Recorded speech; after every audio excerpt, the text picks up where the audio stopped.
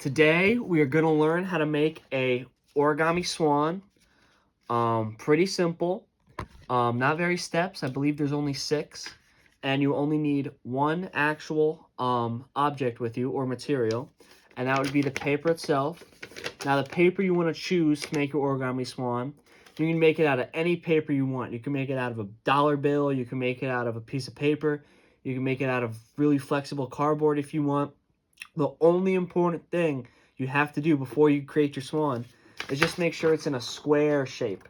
As long as it's in a square shape and it's not really a rectangle and it's pretty even on each side, you'll be able to make a pretty good looking swan. So the first step we're going to do is you're going to take your paper just like this, and you're going to kiss those 2 edges just as I did, and then you're going to fold. We're going to fold, make a crease there. Now that there's a crease there, you want to take the wings, and we're going to give it wings. So you're going to move that inward, as well as this one. And so after you do those 2 steps, and you bring the wings up, you should have what looks like a kite. And then you're going to do it again. You're going to give it a second pair of wings, and you're going to fold it again on that side, just as so. And then once you get to this segment, you're going to have a long, skinny kite. This is going to be the neck of our bird.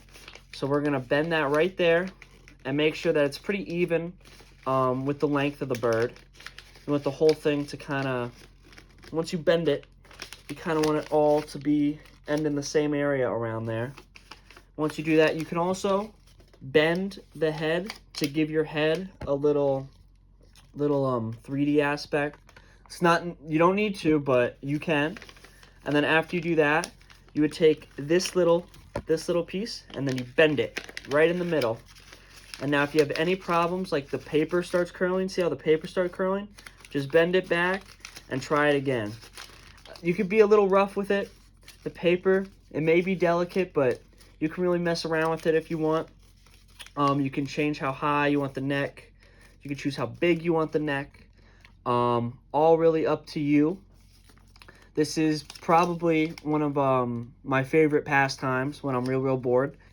The only real steps that are pretty complicated are once you get the fold and you do both wings, it is a little difficult sometimes to fold there at the bottom. Even if it's not perfectly even, you can always just take it apart. You can always restart. And this is what your finished product should look like. If you have any other issues, you can always just restart. You could be a little aggressive with them. But would the audience have any questions?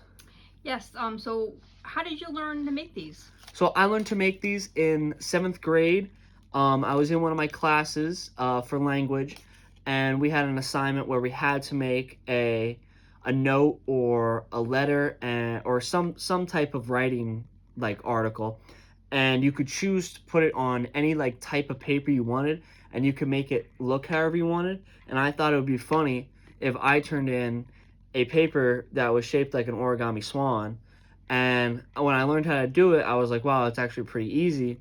And then the more and more I practiced it, the more and more it just became like muscle memory. And that's pretty much how I learned how to do that.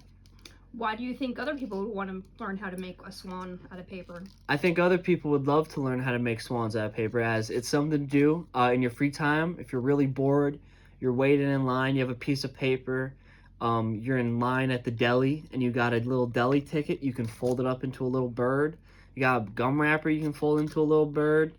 They're just little neat things to make. You can put them around your desk or wherever you participate in activities, but that's pretty much it. Thank you.